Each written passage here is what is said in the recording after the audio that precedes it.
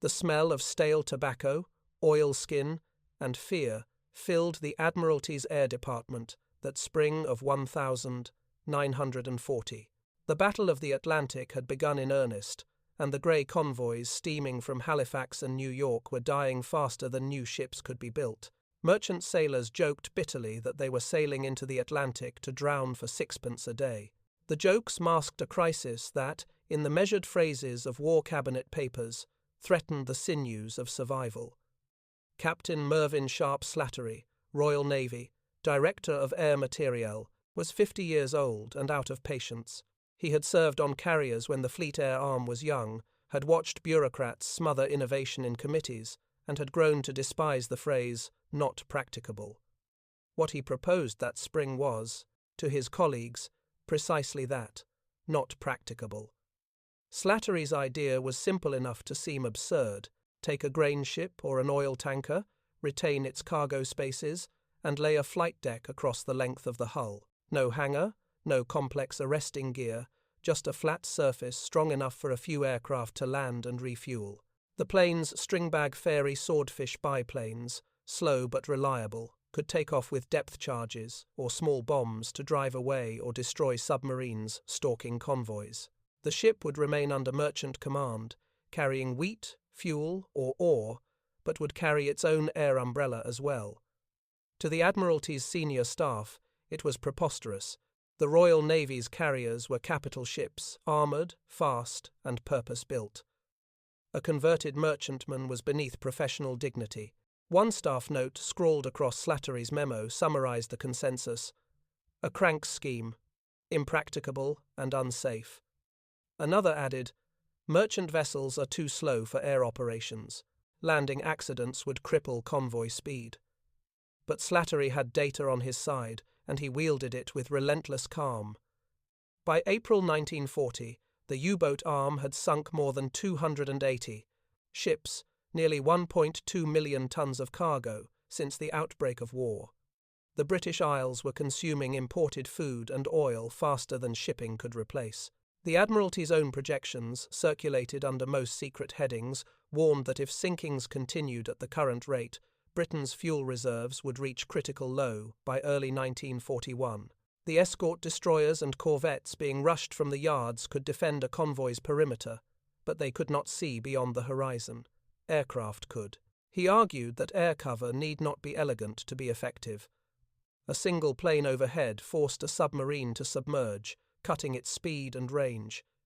Even one sortie a day from a convoy could scatter a wolf pack. "Gentlemen," he told the Air Department in May, "our problem is not elegance, it is endurance. The convoy that cannot see its enemy will die. The convoy that can put an aircraft in the sky will live." In parallel, across the Atlantic, another improbable experiment was taking shape. In Chester, Pennsylvania, at the Sun Shipbuilding Yard, the American merchant liner SS Mormac Mail was being laid down for the Moore-McCormack Line, a fast C-3 type freighter with clean lines and a strong hull. When completed, she would carry mail and cargo to South America. But as war consumed Europe, U.S. Navy planners began studying British losses with unease. The United States was still officially neutral, yet Roosevelt's administration quietly understood that Britain's defeat would imperil American security. In June 1940, representatives from the U.S. Bureau of Ships and Naval Air Bureau visited British yards to study carrier construction. They returned impressed by the Royal Navy's improvisations flight decks bolted to incomplete hulls, merchantmen converted in weeks. One of the observers, Commander Donald B. Duncan, later recalled that the British were fighting with whatever floated. We could not afford to wait for perfect ships. By autumn, the Mormac Mail's half-finished hull had been earmarked for conversion. She would become USS Long Island, hull number AVG-1, the first American escort carrier. No one yet called them that. The Navy listed her blandly as an aircraft escort vessel. Like Slattery's proposal, the plan was born of desperation, not doctrine. Back in London, the Admiralty grudgingly authorised Slattery's experiment under the euphemism merchant aircraft carrier, shortened by staff writers to MAC ship. The first conversions were to be grain ships of the Empire Line and tankers of the Shell-controlled Rapana class. They would keep their merchant crews, remain under Ministry of War transport control, and carry a small Royal Navy air detachment, usually 4 swordfish and 15 sailors.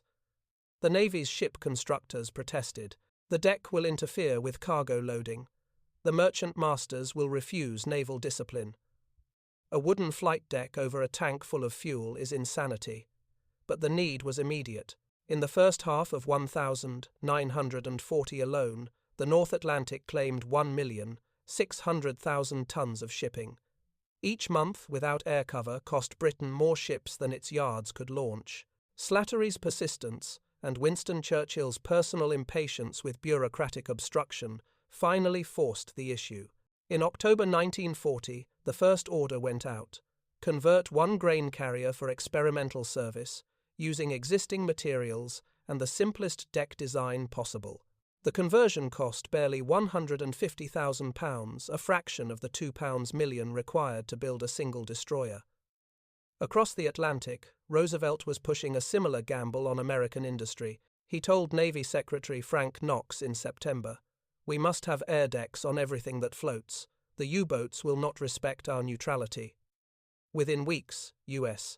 engineers were sketching flight decks onto oilers and cargo ships, following British reports that even crude catapults could launch fighters against, shadowing WW-200 Condors. By late 1940, Slattery's mad idea was spreading through 2 navies that had run out of time. The British Admiralty's records note with bureaucratic understatement, proposal to convert selected merchant hulls into aircraft-capable ships approved in principle. The United States called its prototypes auxiliary aircraft transports. Both were, in essence, the same thought, that the airfield need not wait for land, nor the carrier for a battleship budget. To the men who signed the memos, it was an expedient. To Slattery, it was a revolution. "The sea is too wide," he wrote in his diary that November, "and the enemy too fast. We cannot build enough carriers to cover every convoy. But we can make the convoy its own carrier. The first Empire, McAlpine, would not sail until the next year, and the USS Long Island would not launch her first aircraft until the summer of 1941. But the concept, the grafting of air power onto ordinary ships had been born in those months of fear and frustration. In the quiet of his office at the Admiralty, the crazy sailor could not have known that his sketch of a flight deck on a grain ship would one day cover the oceans, that before the war's end, hundreds of baby flat-tops and Mac ships would plough every sea, proving that an idea mocked in 1940 would help save the convoys, feed Britain, and teach the world that even a freighter could fly. The Atlantic was a graveyard that summer, a cold factory of loss stretching from Greenland's ice to the Azores. Yet, amid the wreckage of convoys and the endless lines of Liberty ships pushing east, a single vessel was quietly rewriting naval history. At the Sun Shipbuilding and Dry Dock Company in Chester, Pennsylvania, welders were laying the last sheets of steel across the broad back of a cargo liner that no longer had a merchant's future. The SS Mormac Mail, a 9,000-ton C-3 class freighter intended to haul mail and passengers to South America, had become the USS Long Island hull number AVG-1, the first escort carrier in history. She did not look like a warship. Her hull was merchant grey, her deck flat and bare as a Kansas road. Below her new flight deck, cargo holds remained largely intact. There were no elevators, no armoured hangars, no island superstructure, just a stub bridge offset to starboard and a single lift that wheezed like an industrial freight platform. Her conversion had cost less than 1/10 of a fleet carrier, completed in under 4 months. The U.S. Navy had built an airfield on a freighter, and few believed it would work. Commander Donald B. Duncan, a lean Virginian with a calm drawl and an engineer's patience, was assigned to command the experiment. His orders from the Bureau of Aeronautics were phrased with bureaucratic caution, to determine the practicability of sustained flight operations from converted merchant hulls. In private, Duncan called it learning to make the impossible ordinary. In June 1941, the Long Island put to sea for trials off Chesapeake Bay. The first takeoff belonged to a Grumman XF-4 F-3 Wildcat. its pilot crouched under a canvas awning that served as a control tower. The deck was barely 420 feet long, less than half the run of a fleet carrier, and the ship could make only 17 knots. The first landing was a thunderclap of courage. Lieutenant James Gray, USN, came in high, dropped his tailhook, and caught the single arrestor wire on the third try. His Wildcat slammed down, skidded sideways, and stopped 5 feet from the deck's edge. The sailors on the catwalk erupted in cheers. "Gentlemen," Duncan radioed to shore, "the flying freight truck works." Across the Atlantic, Captain M.S. Slattery's own flying freight trucks were emerging from British yards. The Empire McAlpine, converted at Harland and Wolff in Belfast, took form from a standard grain carrier hull. The builders bolted on a 410-foot wooden flight deck over steel girders that arched above the hatches. Below, she still carried 7,000 tons of grain. Her civilian master stayed in command. A Royal Navy air unit, 4 Fairey Swordfish and 20 men reported aboard as passengers. When she went to sea in early 1942, she was still registered under the Ministry of War Transport, her funnel painted merchant red-black, her bridge manned by merchant navy officers. To the Germans, she looked like any tramp steamer. To her crew, she was half ship, half miracle. The early Mac ships were crude. There were no catapults. Aircraft took off by wind and prayer. Their decks heaved with the slow rhythm of 11-knot merchant hulls, and their hangars, if any, were canvas shelters at the deck's edge. Yet the mathematics of necessity excused all deficiencies. A convoy with 1 aircraft in the air could spot a U-boat at 8 miles. 2 aircraft could cover the convoy's flanks and force submarines to stay submerged for hours, reducing their attack opportunities to near zero. British trials in mid-1941 proved the concept. The prototype merchant carrier Empire McAlpine logged 56 sorties on her first Atlantic crossing. No submarines attacked her convoy. Statistically, the Admiralty noted, the presence of a single Mac reduced convoy losses by 70% compared to unescorted groups. The pilots called it flying from a cupboard. But they flew. Meanwhile, the Long Island continued her shakedown. On the 2nd of August 1941, she completed her first full flight deck evolution. 12 Wildcats and 2 Douglas SBD Dauntless dive bombers launched and recovered in sequence. Observers from the Bureau of Ships, originally skeptical, admitted the baby flat-top could sustain continuous operations in calm seas. Within weeks, she was assigned to ferry fighters to Iceland, a mission that hinted at her future role as a floating bridge between continents. Still, naval orthodoxy resisted. Admiral Ernest King dismissed the escort carrier as a waste of steel better spent on destroyers. Fleet carrier admirals sneered that no real pilot would choose to serve on merchant decks. But the numbers were merciless. By the end of 1941, U-boats had sunk over 2 million tons of shipping since January. Britain needed more decks in the sky. America, preparing for war, needed quick solutions. What linked the Long Island in Chesapeake Bay and the Empire McAlpine in Belfast was not design but philosophy. Air power on demand, anywhere, built from whatever floated. Both navies had stumbled upon a weapon born of logistics rather than glory. By autumn 1941, the crazy sailor's dream had crossed the ocean and taken root in steel. The merchant carrier was no longer a curiosity. It was a prototype for survival. When Slattery visited Belfast that October, watching a swordfish bounce across a pitching deck over a cargo hold full of Canadian wheat, he is said to have turned to his aide and murmured, "They called it madness. But madness sometimes keeps you alive." The first deck on a freighter had flown, and the world's seas would never look the same again. By the start of 1941, the Atlantic had become a killing ground wrapped in statistics. British intelligence reported 327 ships lost in the first 3 months alone, nearly 1 million tons of cargo gone to the bottom. Wheat from Canada, fuel from Trinidad, ammunition from Philadelphia, every voyage was a gamble. In the words of First Sea Lord Dudley Pound, "We are running out of ships faster than we can replace them." The Royal Navy could not be everywhere, and even when it was, the air was not. The Luftwaffe's long-range Forf 200 Condors, operating from Bordeaux and Trondheim, shadowed convoys hundreds of miles from land, guiding U-boats into attack. Merchant sailors called the Condor the scourge of the Atlantic, and with reason one pass from its bombs could sink a freighter. The CAM ship program merchant vessels equipped with a single rocket catapult and one disposable Hurricane fighter had been a desperate improvisation. The lone pilot's mission was one way: intercept the Condor, shoot it down, and ditch in the sea to await rescue. By spring, 170 such launches had occurred, claiming several enemy aircraft but losing nearly half the pilots. It was gallant but unsustainable. Captain M.S. Slattery's hybrid Mac ship, idea continuous air patrols from ships that could still carry cargo, was the only concept with long-term promise. In Washington, President Franklin D. Roosevelt followed Britain's predicament with the obsession of a former Assistant Secretary of the Navy who still thought in tonnage and fuel consumption. His handwritten notes on Navy memos often bore impatient scrawls: "Speed this," or "Get more decks."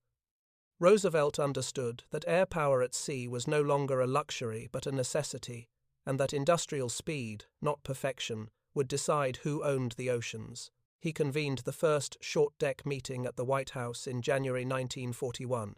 Present were Secretary of the Navy Frank Knox, Chief of Naval Operations Harold Stark, Admiral Ernest King, and a handful of naval constructors. Roosevelt leaned over the table littered with blueprints and said, "Gentlemen, the British are putting flight decks on freighters. Why aren't we?" Stark, ever cautious, replied, "Because, Mr. President, we don't have enough ships to spare." Roosevelt's answer was pure New Deal logic: then build more ships that can carry planes. Within weeks, the Bureau of Ships received presidential authorization to examine conversions of C-3 cargo hulls and fleet oilers into auxiliary aircraft carriers. It was a bureaucratic euphemism masking revolutionary intent.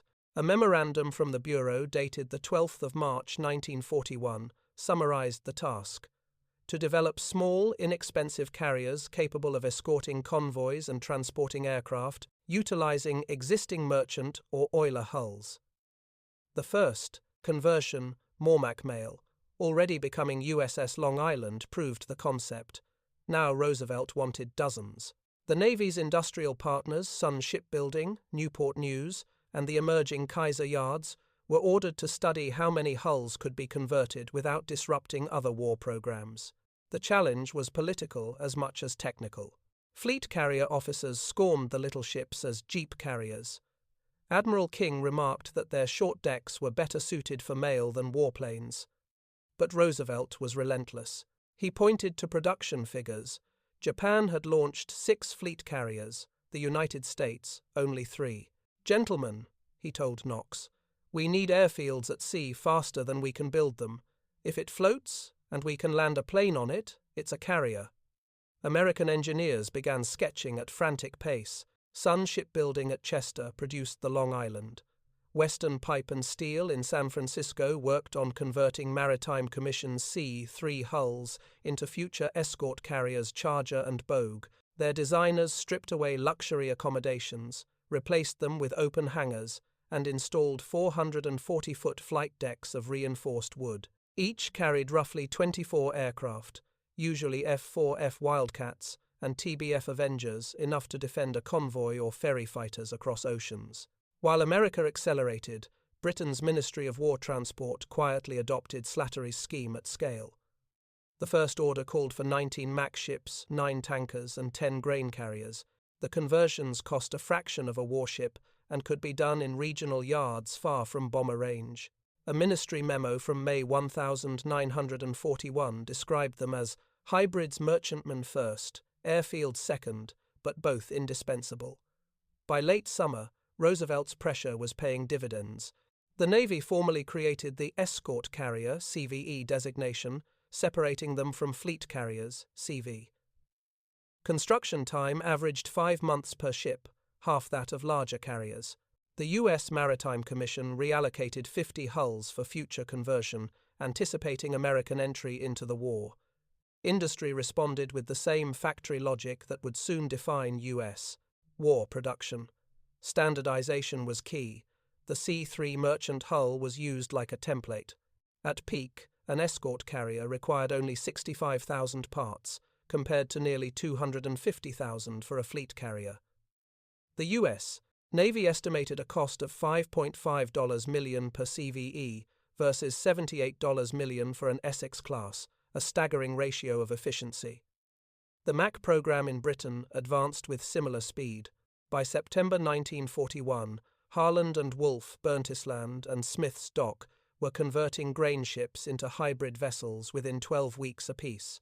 The Empire McAlpine and Empire MacAndrew were nearing completion. The Rapana-class tankers were following. Photographs from the Admiralty archives show their decks built from Scottish pine, laid over steel frames, a carpenter's answer to a submarine war. The skeptics dwindled as results appeared. A test convoy in September 1941, escorted by prototype MAC Empire McAlpine, crossed unmolested despite confirmed U-boat sightings. British statisticians began plotting new graphs. Convoys with continuous air cover lost 1 inch 100 ships, without cover 1 inch 20. The equation was irrefutable. When Roosevelt received the report in October, he annotated it in his familiar blue pencil. "This is it, small carriers for every convoy." Within weeks, American yards began tooling up for mass production. In Britain, Slattery's impractical idea had become official doctrine. Two navies, separated by an ocean, had converged on the same conclusion, that the sea lanes could be saved not by a few grand carriers, but by many small ones. By year's end, the phrase floating airbase had entered common use among naval planners. Roosevelt called it the democracy of the sea, every convoy its own defense, every freighter a potential fortress. The logic was as American as assembly lines, as British as endurance, build enough decks, and the U-boats would drown beneath them. By early 1942, the Atlantic convoys had become slow-moving fortresses. What began as desperation had become doctrine. Each convoy now sailed under the shadow of its own airfield. Across both navies, the Royal Navy and the United States Navy, the crazy sailor's vision had taken on the solidity of steel. The hybrid ships, merchantmen wearing the flat decks of war, had proven not only possible, but indispensable. The first British merchant aircraft carriers, or MAC ships, went to sea in convoy duty in the spring of 1942. Empire McAlpine, followed by Empire MacAndrew and the shell tanker Rapana, were the prototypes of an idea that would save thousands of lives. Each carried a small air detachment, usually 4 Fairey Swordfish of the Fleet Air Arm and 20 to 30 naval personnel amid a civilian merchant crew of 60. To an untrained eye, these ships still looked like tankers and grain carriers. Their hulls bore the same black and rust-red paint, their names still registered under the Ministry of War Transport. Yet on their decks, above holds filled with wheat or oil, the most improbable of airfields operated daily. The Swordfish slow, canvas-winged, open cockpit relics of another era were the unlikely champions of the North Atlantic. In daylight patrols, they flew in widening circles around their convoys, engines droning like wasps over the grey sea. Their mission was simple and brutal: find the periscope first. Armed with depth charges, or 250-pound bombs, the old biplanes carried radar sets bolted awkwardly to their struts. When the green glow on their screens hinted at a submarine's wake, they dived through spray and fog to drop their charges. Success was often invisible. A single Swordfish sortie might drive 3 U-boats under for hours, forcing them to conserve battery power and lose contact. It was mathematical warfare. Hours of submergence multiplied by dozens of convoys meant fewer torpedoes fired. The Admiralty's statistical branch, never given to poetry, recorded it plainly in August 1942. Convoys with MAC ship presence have 75% lower loss rate than those without. Captain M.S. Slattery, now head of the Directorate of Merchant Ship Conversions, wrote privately that summer, "The real victory is psychological. Every man in the convoy looks up and knows he is not alone. Even the submariner must know. Somewhere above him, a biplane waits. Across the ocean, the U.S. Navy's escort carriers were multiplying like factory products. By mid-1942, ships like USS Bogue CVE-9, USS Charger CVE-30, and USS Card CVE-11 were taking shape in American yards. These ships were faster and more specialized than the British Max True warships built on merchant hulls, armed with Wildcats and Avengers instead of Swordfish, and manned by full naval crews. The Bogue, commissioned in September 1942, was among the first to draw blood. Her air group, VC-9, sank U-118 and U-569 inches the North Atlantic in early 1943. Escort carrier tactics evolved quickly. The small ships operated in hunter-killer groups, detached from convoys to stalk submarines with radar and sonar coordination. The Navy's reports noted that aircraft from CVEs extended the effective screen by 50 miles, an immense gain in ocean warfare. Meanwhile, Max ships continued their unheralded duty.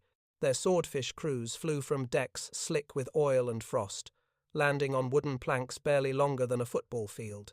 The merchant captains, often skeptical at first, became fierce defenders of their hybrid ships. Captain R.E.D. Ryder, R.N., recalled a convoy in November 1942. We sighted a condor circling beyond range. The Swordfish went up, and the bomber turned tail. The entire convoy cheered. No torpedoes came that night.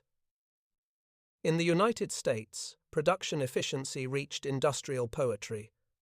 By 1943, Kaiser's Vancouver yard was completing a new escort carrier every 42 days. The Casablanca-class CVEs, mass-produced versions of the Long Island concept, could carry 28 aircraft each, displacing 10,400 tons, powered by merchant diesel engines that drank cheap fuel oil instead of aviation grade. By the war's end, 122 escort carriers would be built, each one a direct descendant of Slattery's crazy idea. The combined effect was transformative. In January 1943, Allied shipping losses peaked at 700,000 tons for the month. By July, with escort carriers and Max ships on most major routes, the figure had fallen below 100,000. The U-boats were losing faster than they could be replaced. Admiral Karl Dönitz later admitted in his post-war interrogations that the convoy air patrols, even from one or two aircraft, made sustained attack impossible. The advantage of the submarine was lost. Aboard the Max ships, daily life mixed danger with absurd normalcy. In the mess halls below the flight decks, merchant sailors ate the same rations as before: salt, beef, potatoes, and weak tea, while above them Swordfish took off over the steam from their galley vents. The juxtaposition amused British journalists who visited the ships in 1943. It is possible for a man to have his breakfast below while his ship takes off an aeroplane above him. The Americans, with more space and fuel, built their CVEs into small communities. Pilots slept in hammocks, slung over hangars. Mechanics worked in shifts that blurred day and night. Aboard USS Block Island, CVE-21, the crew painted a sign above the hangar door: "Welcome to the world's slowest aircraft carrier." They laughed, but by 1944, Block Island's aircraft would help sink 4 U-boats before being torpedoed herself, a casualty of the very enemy she had hunted. By the end of 1943, the Atlantic War's balance had shifted irreversibly. The combination of small decks, radar-equipped aircraft, and relentless production had achieved what strategy alone could not: ubiquity. The skies over the convoys belonged to the Allies. The Max ships and CVEs shared little in glamour but much in consequence. They were the visible proof that air power no longer depended on great fleets or vast bases. A tanker with a deck could defend itself, a freighter could fly, and the oceans, once ruled by unseen predators, now echoed with the drone of 100 engines born from one crazy sailor's conviction that even the slowest ship deserved its own sky. By the beginning of 1943, the escort carrier was no longer an experiment, it was an industry. What had started with one converted cargo ship and a handful of stubborn officers had become a full-scale assembly line of seaborne airfields. Across both sides of the Atlantic, shipyards glowed through the night, riveting together the steel embodiment of industrial warfare. In Britain, the Ministry of War Transport had standardized the Mack ship design. The first-generation Empire McAlpine, Empire McAndrew, Rapana and Amastra had proven that merchantmen could fly aircraft without sacrificing cargo. Now, conversion teams operated like production crews in a film studio. Grain carriers arriving at Harland and Wolff in Belfast or Smith's Dock at Middlesbrough were stripped, decked, and launched again in as little as 12 weeks. Each conversion required only about 3,000 tons of new steel and 200,000 man-hours, minuscule compared to the millions demanded by a fleet carrier. By mid-1943, 19 Mack ships were in service, 9 tankers, 10 grain carriers. Collectively, they represented the most cost-effective air power in the world. Each carried 3 or 4 Fairey Swordfish biplanes, usually flying anti-submarine patrols for a convoy of 40-50 merchantmen. Statistically, a single Mack's presence reduced losses by over 70%. To the U-boat captains who once prowled the mid-Atlantic gap, the black pit these slow, unassuming vessels had turned the ocean into hostile sky. Meanwhile, across the ocean, the United States was turning out escort carriers by the dozens. The Kaiser Company's Vancouver yard on the Columbia River and Todd Pacific in Tacoma ran shifts 24 hours a day. Their goal was audacious: 1 new carrier every 6 weeks. The Casablanca class, designed for mass production, was the ultimate expression of Roosevelt's directive to build airfields that float. At 512 feet long, displacing just over 10,000 tons, these ships could be fabricated in modular sections, welded together like boxcars. Each Casablanca-class CVE carried 28 aircraft, typically 12 Grumman Wildcats for fighter cover and 16 TBF Avengers for anti-submarine and strike duties. Their top speed was 19 knots, barely enough for flight operations, but they compensated with quantity. The United States built 50 Casablancas in under 18 months. The yards produced them faster than the Navy could crew them. The logistical miracle lay not only in speed but in standardization. Every ship shared interchangeable engines, elevators, and arrestor gear. The same parts that fit USS Casablanca, CVE 55, could fit USS Tripoli, CVE 64, or USS Guadalcanal, CVE 60. This meant that maintenance manuals, spare parts, and training programs could be identical. The Navy's Bureau of Ships described it as industrialized seamanship war, reduced to a repeatable process. While American industry reached wartime peak efficiency, British shipyards relied on ingenuity over scale.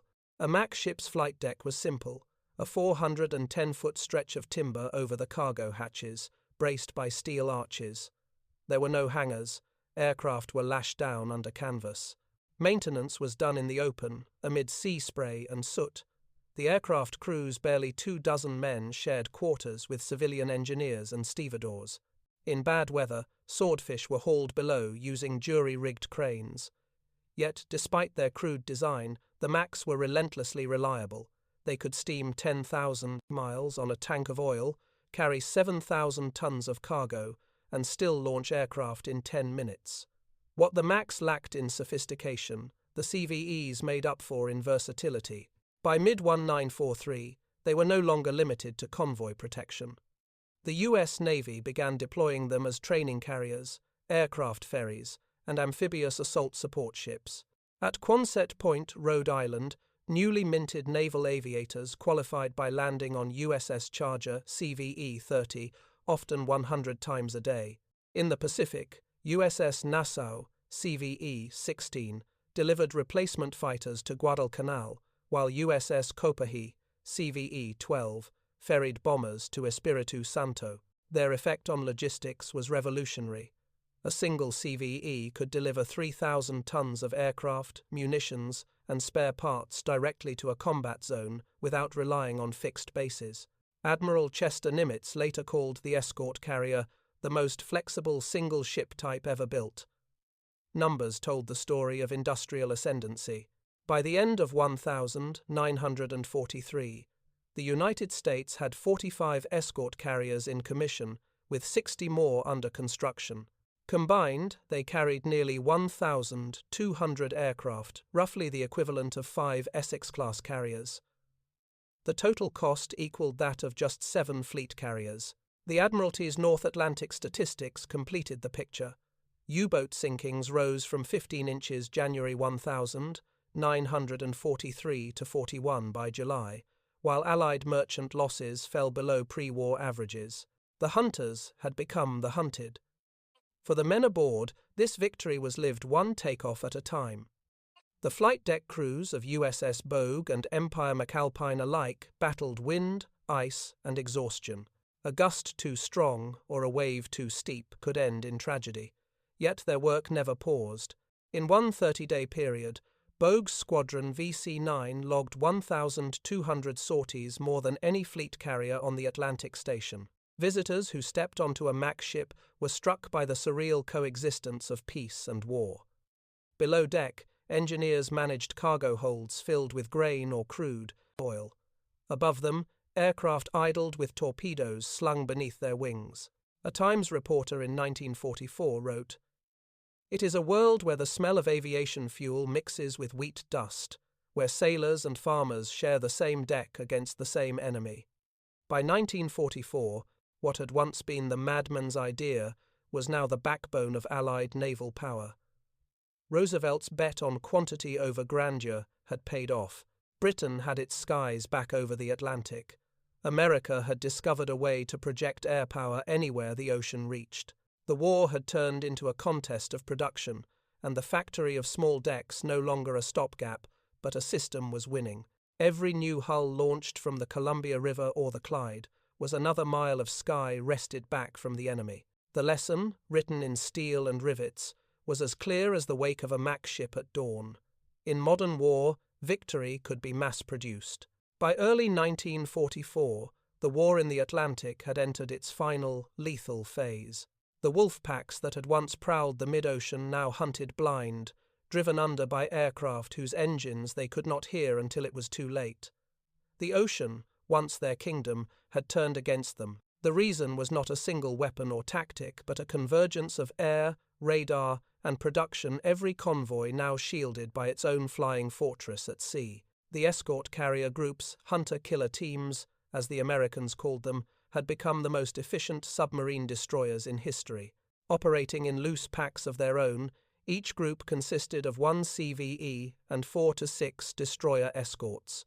The carriers provided the eyes, the destroyers, the claws. The technique was simple but devastating. Radar from the CVE detected a surfaced U-boat, aircraft forced it to dive, and the destroyers moved in with sonar and depth charges. The USS Bogue, flagship of these operations, achieved astonishing results. Between March and December 1943, her aircraft and escorts destroyed 13 U-boats. By mid-1944, the Card Group had equaled that.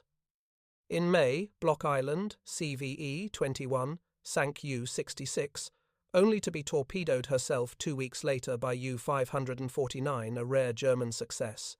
Even then, the loss was symbolic. Block Island's aircraft had already sunk more submarines than the enemy could replace. German records captured after the war showed the scale of the collapse. By April 1944, Admiral Dönitz's U-boat command had lost 60% of its operational strength. The Atlantic Black Gap had vanished. Allied air cover now extended from Newfoundland to the Bay of Biscay. The Germans called the escort carriers Kleiner Tod aus dem Himmel, the little death from the sky. Across the Atlantic, the British Mac ships carried on their work with quieter heroism. The old fairy swordfish, obsolete in every other theatre, had become the instrument of an accountant's victory, destroying not fleets, but probabilities. Between January and July 1944, Mac ship aircraft flew over 4,000 sorties, sighting 85 U-boats and attacking 31. They sank 9 confirmed and forced dozens more to abandon convoy pursuits. Their pilots lived in constant tension between monotony and terror. Patrols lasted 5 hours in freezing air, the sea below an endless sheet of grey steel. The swordfish could barely outrun its own shadow. At 100 knots, it seemed stationary against the wind. Yet its reliability was unmatched. Pilots joked that the biplane was made of string and faith, but in truth, its simple construction withstood salt corrosion and bullet holes that would cripple newer aircraft. In April 1944, Sub-Lieutenant J.R. Jack Fox of Empire McCallum spotted a periscope at 700 yards and dived through sleet to attack. His depth charges exploded directly above the target, bringing up oil and wreckage. The U-boat was later identified as U-852. Fox's log entry read simply, "Submerged contact destroyed. Returning to convoy. Weather poor." Such brevity marked the tone of the campaign, clinical efficiency masking quiet courage. Meanwhile, the Casablanca-class CVEs expanded their reach beyond the Atlantic. Their numbers and flexibility made them the backbone of the Pacific amphibious offensives. But in the Atlantic, they continued their grim arithmetic. The Guadalcanal Group achieved a spectacular coup in June 1944 when destroyers captured U-505 intact off the coast of Africa. The first enemy warship seized at sea since the War of 1812. It was a propaganda triumph and an intelligence windfall. The Germans had lost not just a submarine, but their encryption secrets. Each of these victories bore the fingerprints of mass production. A single CVE cost the same as a squadron of B-24 seconds, yet its aircraft could operate indefinitely. As American factories turned out one escort carrier every 30 days, the U-boats faced a simple truth. Their opponents were being built faster than they could sink them. On the German side, desperation bred innovation, but not salvation.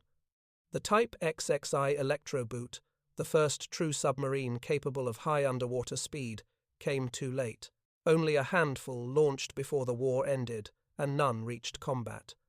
Radar-absorbing paints, snorkels, and decoy buoys, each new idea was overwhelmed by the steady tide of Allied air cover. In June 1944, as Operation Overlord unfolded, MAC ships and CVEs played their final strategic role in the Atlantic. They guarded the immense invasion convoys from Britain to Normandy, forming a living wall of air power that stretched across the Channel. Not a single U-boat reached the beaches. Admiral Sir Bertram Ramsay later wrote, "The invasion armada sailed not under naval guns, but under wings of our own making." By autumn, the U-boat threat was effectively over. The Allied merchant fleet, once bleeding 1 million tons a month, now crossed the Atlantic almost unchallenged. The numbers told the victory in cold precision. January 1942, 650,000 tons lost. January 1944, 72,000 tons lost. December 1944, 22,000 tons lost. The ocean that had once been a graveyard was now a highway again. The transformation owed as much to steel as to imagination. The escort carrier was proof that industrial logic could defeat tactical brilliance, that mass, repetition, and stubborn practicality could win what genius alone could not. In a post-war interview, Admiral Dönitz conceded the point with reluctant admiration. They turned their factories into shipyards and their ships into airfields. We fought men who built faster than we could sink. By the end of 1944, the phrase floating airbase had become more than metaphor. It was the embodiment of Allied victory at sea. The crazy sailor's vision, once a footnote in a forgotten memorandum, had rewritten the laws of naval war. The hunters were now the hunted. And for the first time since 1939, the Atlantic belonged not to the submarines below, but to the small decks above. By 1944, the little ships had outgrown their original purpose. What began as an act of desperation bolting flight decks to merchant hulls had become the connective tissue of Allied warfare. In every ocean, escort carriers and MAC ships now moved with the convoys not merely as guardians, but as mobile extensions of the Allied advance. The very logic that had saved the Atlantic was now powering an empire of logistics. The Atlantic campaign had proven the concept. Now the Pacific would prove its reach.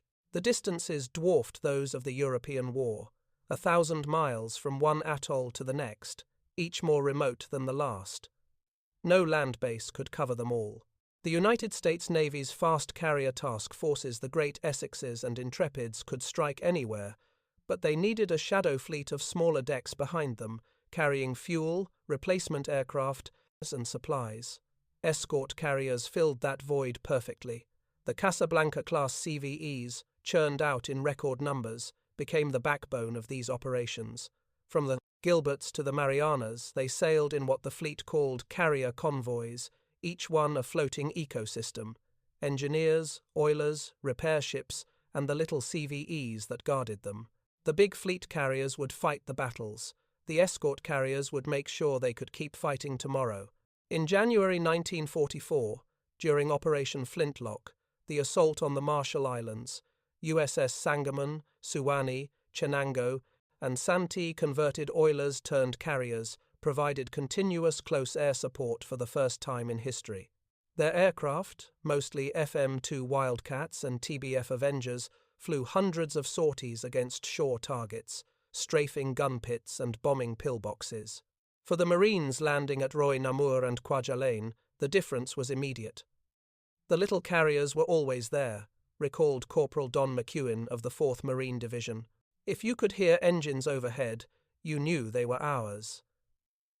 The doctrine that had begun in the grey North Atlantic, small, persistent, distributed air power, was now being tested in the turquoise waters of the Pacific. The escort carriers followed the fleet like a second wave of airfields, their wooden decks scorched and patched from constant operations. When USS Natoma Bay, CVE 62, joined the invasion of Saipan in June 1944, her pilots flew from dawn to dusk, sometimes 10 missions a day. They destroyed tanks, strafed troop convoys, and suppressed coastal guns.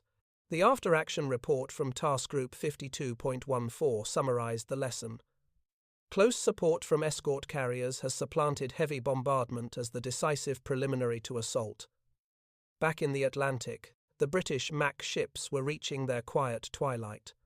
By mid-1944, the U-boat war was all but won, but their work continued shepherding the endless convoys that carried the materials of invasion: oil for landing craft, grain for field rations, munitions for Normandy, all crossed under their protection. They remained vital long after their glamour had passed. Aboard Rapana and Empire McCallum, Swordfish still flew in the cold light of the northern seas, their crews keeping vigil even as victory approached. A Fleet Air Arm officer later said, "They were not ships that made headlines, but they made history. Without them, there would have been no bread and no bullets in France."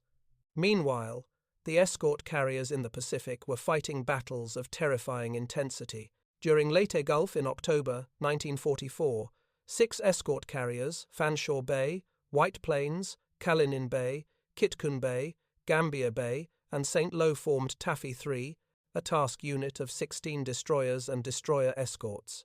On the morning of October 25, they faced the unimaginable: the Japanese center force, battleships, cruisers, and destroyers, bearing down on them at dawn. Outgunned, out-armored, and almost out of luck, the little carriers fought back. Their Avengers and Wildcats, armed only with bombs and depth charges, dove on battleships like hornets. St. Lo's pilots scored hits on the cruiser Chikuma. White Plains set Chokai ablaze. When destroyers like Johnston and Howell charged the Japanese line to protect the CVEs, the escort carriers kept launching until ammunition ran dry.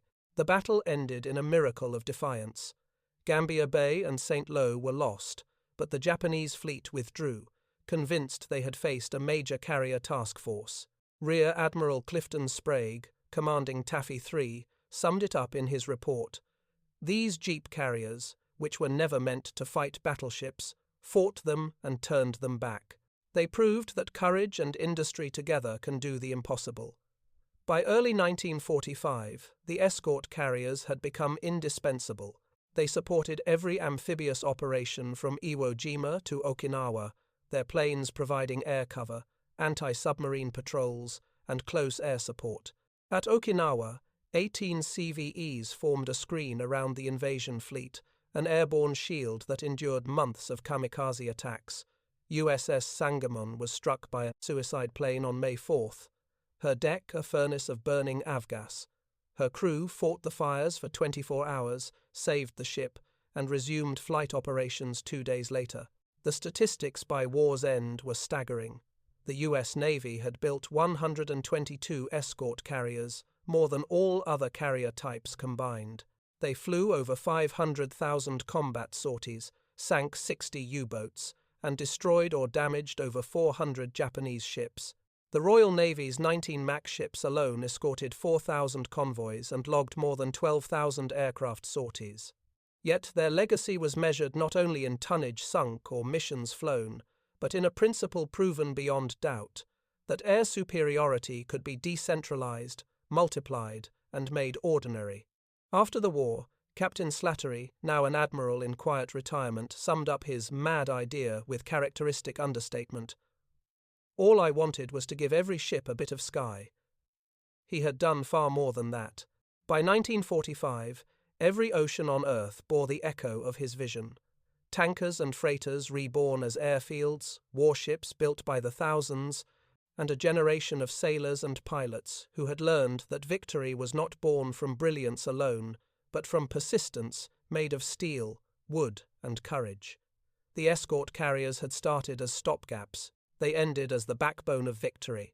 The guns fell silent in August 1945, but the ships that had carried the war still moved across the seas, some homeward, some to the scrapyard, some to new lives under different flags.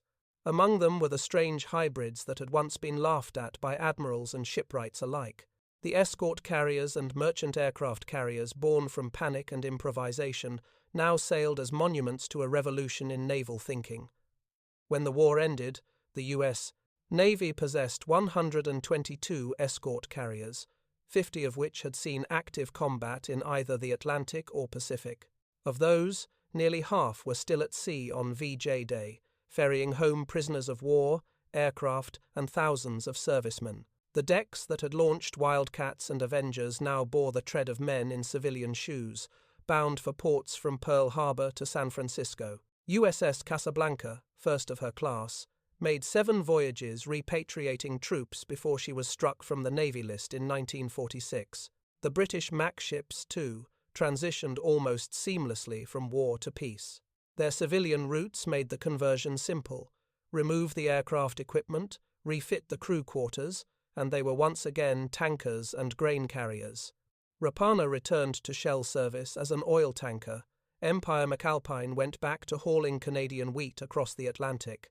For their wartime service, the merchant captains were awarded campaign medals, the only civilian masters in history officially credited with air operations at sea. But their true reward lay in what they had proven. In 1940, Captain M.S. Slattery had been derided as the mad sailor with his flying freighters. In 1945, his idea had become naval orthodoxy. Both the Royal Navy and the U.S. Navy commissioned studies on post-war escort-type carriers, concluding that small, cheap decks would be essential to peacetime fleet defense and commerce protection. At the U.S. Naval War College in 1946, a young officer named Arleigh Burke wrote in his thesis, "The lesson of the CVE is that naval air power is not a matter of size but of distribution. 100 small decks are worth more than 10 large ones if they are where the enemy does not expect them." His words would echo through the Cold War, shaping the logic of helicopter carriers, amphibious assault ships, and sea-based air defense. The escort carriers themselves became ambassadors of this new age. Many were transferred to Allied navies under the Mutual Defense Assistance Program. USS Bogue became the French Dixmude, serving in Indochina. USS Card and Copiahy joined the Netherlands and Spain, respectively. In the Royal Navy, American-built CVEs, such as Ruler, Arbiter, and Trumpeter, served into the 1,950 seconds. They carried not fighters, but helicopters, early radar, and anti-submarine sensors, the first generation of what would become the modern helicopter carrier. Post-war analysts tried to measure their legacy in statistics. The U.S. Strategic Bombing Survey's Naval Analysis Division reported that escort carriers and MAC ships together accounted for more than half of all Allied submarine kills after 1943. Their aircraft destroyed over 70 U-boats, damaged or forced down hundreds more, and escorted tens of thousands of merchant ships with a loss rate lower than 0.3%. The cost per ton of protection, the report noted dryly, was the most efficient investment of any naval weapon in the conflict. Yet numbers could not capture their human significance. Veterans remembered the noise, the smell, the impossible closeness of life aboard the small ships. Pilots recalled launching into gale-force winds from decks that pitched like roller coasters. Flight crews joked that you could shake hands with the men on the bridge during takeoff, and yet, for all their roughness, those ships gave ordinary sailors a sense of agency that no grand fleet carrier could. On a CVE, one pilot said, "You didn't serve the war, you were the war." In Britain, Slattery's death in 1948 passed with little public notice. The Times obituary mentioned simply, "He proposed the fitting of flight decks to merchantmen, a wartime expedient later vindicated." Yet in the Admiralty archives, his original 1,940 memorandum creased, annotated and stained with coffee remained preserved. On its final page, in Slattery's own handwriting, was a line underlined twice. "Every ship that can carry cargo can carry courage, and perhaps a little air as well." In America, President Roosevelt did not live to see the full vindication of his insistence on small decks everywhere. But his logic became the blueprint for post-war naval strategy. The Navy's Commencement Bay class CVEs, the final and most advanced of the escort carriers, continued to serve into the Korean War.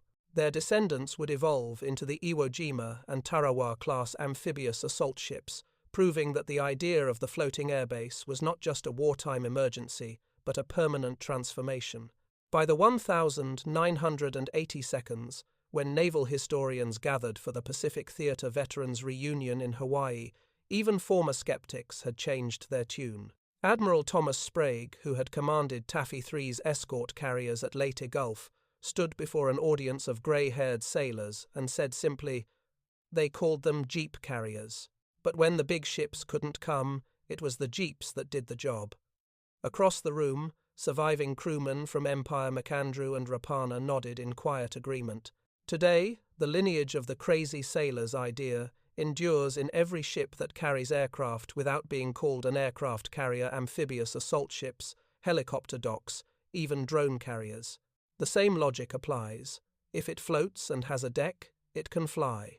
In the end, the escort carriers and MAC ships changed more than a war. They changed the way navies thought about power itself.